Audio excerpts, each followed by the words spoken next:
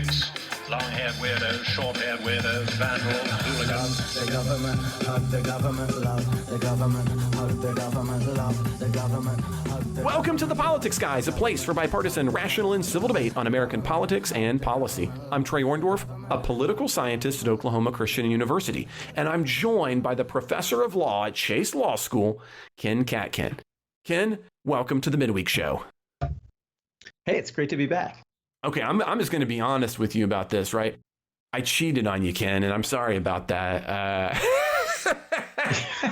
You went out with Jay while I was gone. I went out, you were gone. I went out with Jay, and it just didn't work out. And so I'm back with you. I hope you'll have me back. No, I mean, I'm teasing a little bit, but in all honesty, it was weird doing, our Constitution through with somebody else. And so I'm glad to have you back. So last time we got to finish up Article 2, so it was kind of weird doing that with you. But now we're going to do 3 weeks in a row. So we're going to go through, I think we're going to easily get through Article 3 of the Constitution before we have to hand the reins back to anybody. Yeah, we're doing 3 weeks in a row. We will get through Article 3, absolutely. So what we're going to start with, just like we always do, is I'll read that portion of the Constitution. We're going to talk about it and try to set it up. And I will say, again, just as a reminder, if you're just joining us for the first time, you may want to go back and listen to those other the other articles, and especially our overview of the Constitution way back at the beginning of the year when we began this enterprise. And because Article 3, and we'll bring some context into it, it's one where you really need some context. And as we read along, I think you'll get this. So here, let's start by reading Article 3, Section 1 of the Constitution. The judicial power of the United States shall be vested in one Supreme Court, and in such inferior courts as the Congress may from time to time ordain and establish. The judges, both of the Supreme and inferior courts, shall hold their offices during good behavior, and shall, as stated times, receive for their services a compensation which shall not be diminished during their continuance in office.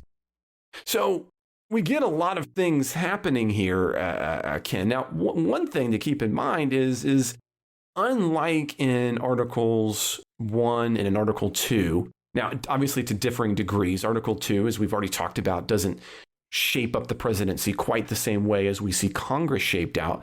But the framers don't even attempt to shape out the federal court system.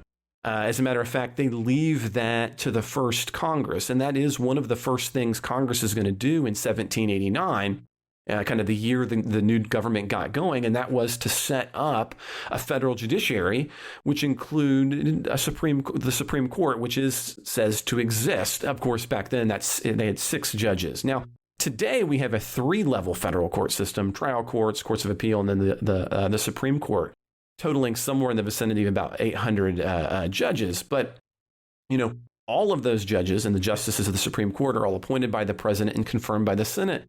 And so a lot of scholars see this as being kind of a compromise position, right? We're going to have a Supreme Court. It's going to have the judicial power because the federal government needs this. It's one of the things that was lacking under the Articles of Confederation. But let's not put it into the Constitution precisely what that's going to look like, because that might strike some as being a step too far. So, that's kind of the way I have always viewed this kind of unique circumstance we find in Section 1, which is, okay, we're going to vest the Supreme Court with this power, but we're not going to set up the entire court system. Yeah, I mean, there were reasons for that. There was no federal judiciary under the Articles of Confederation, which was the prior Constitution, and there was no federal judiciary under the Articles of Association, which was the first provisional Constitution. And there were arguments on both sides about whether there should or shouldn't be a federal judiciary, and they actually tracked or mirrored a lot of the arguments you would hear today, right? So the proponents of a federal judiciary were saying, well, if we're going to have federal law, we need to have a judiciary that's capable of giving uniform, national, correct interpretations of federal law. And if we only rely on state courts to interpret and enforce federal law, then the different state courts will interpret it differently from each other. And so we won't really have federal law, or we at least won't have uniform federal law. So that was the argument from the proponents of a federal judiciary.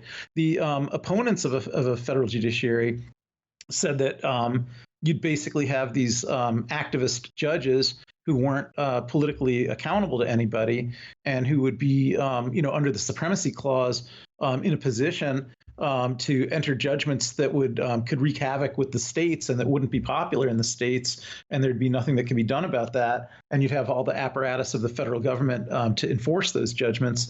And so it would be a kind of an undemocratic thing and a nationalizing thing that really was undesirable. So with those debates at the Constitutional Convention, they needed to get the Constitution done. They never really could resolve that. And so they really punted it. And I think that's the best way to look at this language is they could agree on the idea that there would be one Supreme Court. But as to whether that would be the only federal court or whether there'd be other federal courts lower than the Supreme Court, they just punted that into the future. Congress would have to decide that in the future. And they really didn't say much even about the composition of the court. And you mentioned that the first Congress decided by statute that there would be 6 justices. That number did fluctuate a lot, from 6 to 10, and then back down to 9. Right after the Civil War, and then it stabilized at 9 in the 1870s or 80s, and that's the number we've had since. But that's only established also by statute. So I think the framers just there was only so much time they were willing to invest in resolving what's the appropriate role of a federal judiciary in American life, and in the end they just punted it rather than resolving it. And, I'm glad you bring that up, because one of the things, and this is actually where I have some sympathy for those on the left, right? The left have recently said, look, we may need to make changes to the Supreme Court. And oftentimes kind of the response to that is, how dare you, make changes to the Constitution? And of course, the answer is there's nothing constitutional about having 9 guys, right? I mean that generically, right? I think that's one of the things I like about what we've been doing as we go through the Constitution. I know that you're doing law students and I'm doing undergraduates. But for me, there is oftentimes a big disconnect between what people think is a part of the Constitution and what just happens to be the long-standing practices that kind of surround the Constitution. Yeah, the text of Article 3, and we're starting with just the first sentence, but we're going to see this again and again, gives the other branches a lot of control over a lot of aspects of the judicial branch. And I think in our modern culture, we think more about the Supreme Court as an independent branch that really can't be tampered with by the Congress or the president. And the text says the opposite in many ways. Just starting here, there doesn't even have to be any lower federal judges.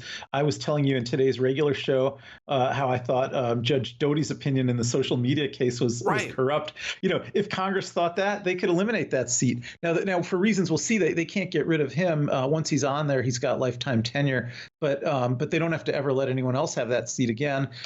So all these questions about where are there going to be lower courts, how many are there going to be, that's all subject to ongoing control and supervision by Congress. And it was definitely an open possibility right on day one that a lower federal judiciary would prove to be too controversial, and they just wouldn't create it. It wasn't a foregone conclusion that they would, and that's why the Constitution doesn't actually require it.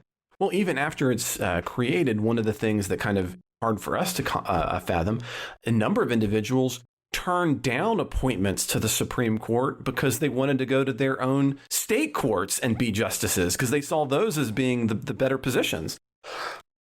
Yeah, I think so. And we'll get to the fact that the Supreme Court only has appellate jurisdiction, but that's part of the issue there, too, that cases can only come up to the U.S. Supreme Court from somewhere. So if there's no lower federal courts, then the only place that cases could come up to the U.S. Supreme Court from would be state Supreme Courts. But as it happened, we did get lower federal courts, but state Supreme Courts certainly had a very prominent role in American life in the early republic. And the Supreme Court, I mean, another sort of metaphor for what you just said, it didn't get its own building until the 20th century. You know, that's more recent. That is recent. Let's talk some more about that, actually, Ken. But before we do, I'm going to have to pause us because this is going to come to the end of our ad-supported preview. So if you'd like to continue in on this conversation with myself and with Ken, we would love for you to be a part of that conversation. And to do that, you're going to become a member of the Politics Guys. And supporters, you don't just get to hear the end of this show. There's all kinds of additional fun things. Like I was mentioning at the beginning, we've been doing this for a while. You get access to all of our supporter shows. So you can go back and start with Ken and myself with the overview of the Constitution, go through the articles of the Constitution with us, and continue with us. We would love for you to do that. There's other kinds of perks you get as well. Things like interacting with us on Discord, and the ability to be a part of our Slack group. There's lots of opportunities. And if you want to find out about that, I really encourage you to head to patreon.com/politicsguys. And if you just want to dip your toe into the water, I suggest you start by just clicking on the level of support that gets you access to the bonus show. So you can just finish listening to us. And bonus, you get to listen to us ad-free. So you'll get that, and you'll get the ad-free version of the weekend show. So if you head to patreon.com/politicsguys, you're going to see the different levels of support there.